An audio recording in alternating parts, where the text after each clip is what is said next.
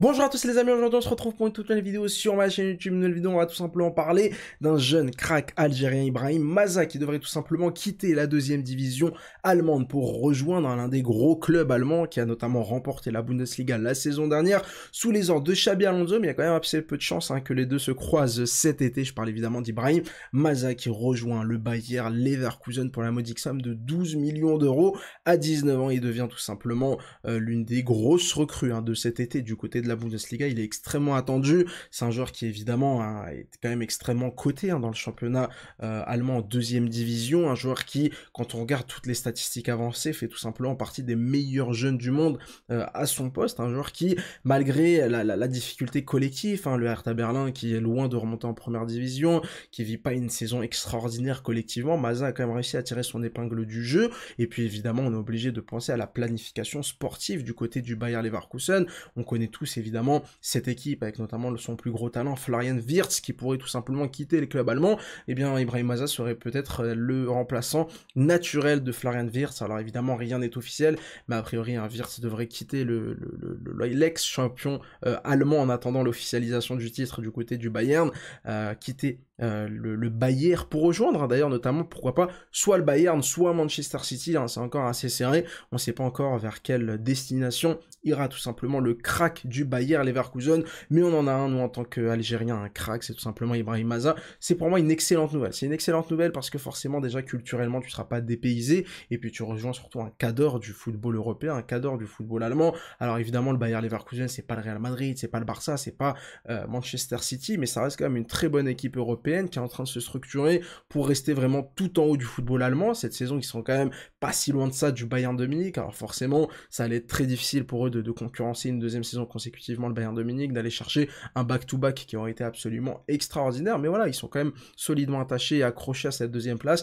Ils vont jouer la Ligue des Champions la saison prochaine. C'est une équipe offensive, c'est un championnat super qui pour moi met en valeur de la meilleure des manières possibles les joueurs offensifs, et clairement pour moi c'est évidemment une excellente destination pour Ibrahim Maza. Alors évidemment, on verra le rôle qu'il aura, on verra les responsabilités qui lui seront données, on verra le temps de jeu qu'il aura, et puis aussi son adaptation à un club quand même élite, clairement pour moi, dans le football européen. Et puis ça peut être pour moi une excellente étape avant d'aller vraiment vers un très très grand club européen, aller vers le gratin, pourquoi pas suivre, j'ai envie de vous dire, une évolution naturelle en Allemagne, aller pourquoi pas d'ici 2-3 ans du côté du Bayern de Munich. Mais voilà, ça prouve en tout cas que choisir une sélection africaine, choisir l'Algérie tôt, jeune dans ta carrière, ça ne te met pas des barrières absolument insurmontables, pardon, au niveau de ta carrière future, au niveau de tes futurs transferts.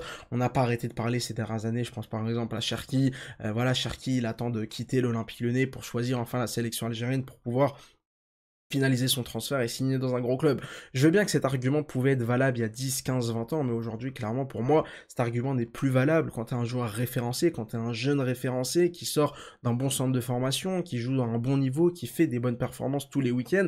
C'est pas ta nationalité sportive, selon moi, qui va t'empêcher de rejoindre un grand club. Si tu dois jouer dans un grand club, tu joueras dans un grand club. Alors évidemment qu'il y a des nationalités qui sont beaucoup plus cotées, je pense par exemple aux Brésiliens, je pense par exemple aux Anglais, t'as des passeports qui clairement te permettent d'accéder plus facilement à certains grands clubs. C'est vrai, il faut pas non plus être complètement naïf, faut pas croire que jouer pour l'Algérie, ça ne te ferme pas des portes. Je dis pas que jouer pour l'Algérie, c'est comme jouer pour le Brésil, non absolument pas. Clairement aujourd'hui l'étiquette du jeune crack brésilien de 16-17 ans, il suffit de quelques matchs en Serie A brésilienne, en première division brésilienne, pour vite te retrouver à Chelsea pour 45 millions d'euros ou au Real Madrid. On est d'accord. Mais en attendant, je pense qu'aujourd'hui, en 2025, jouer pour une sélection africaine comme l'Algérie, ce n'est pas rédhibitoire dans l'évolution de ta carrière. Tu peux choisir très jeune, à 17, 18, 19 ans, la sélection algérienne et faire quand même une très très belle carrière et rejoindre quand même des très grands clubs parce que, quoi qu'on en dise, quoi qu'on en parle, enfin, on peut sortir tous les arguments. Le premier argument, c'est le niveau. Si tu as le niveau, tu rejoindras tel ou tel club. Si tu as le niveau, tu rejoindras tel ou tel championnat.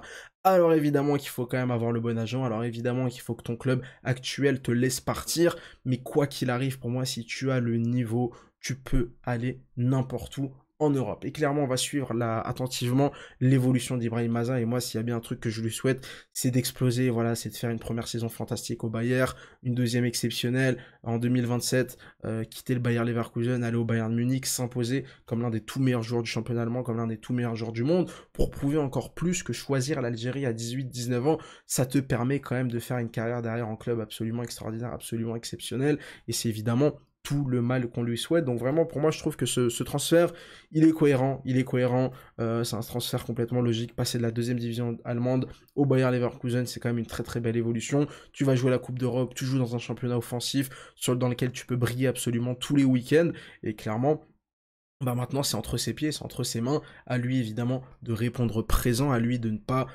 se prélasser dans une paresse qui pourrait tout simplement ne pas le faire évoluer. Je pense que le plus dur commence maintenant, une fois que tu as atteint ce niveau-là, le plus dur commence, et à toi tout simplement d'aller chercher les sommets du football européen. Merci d'avoir suivi cette vidéo, n'hésitez pas à me dire ce que vous en pensez du transfert de Maza.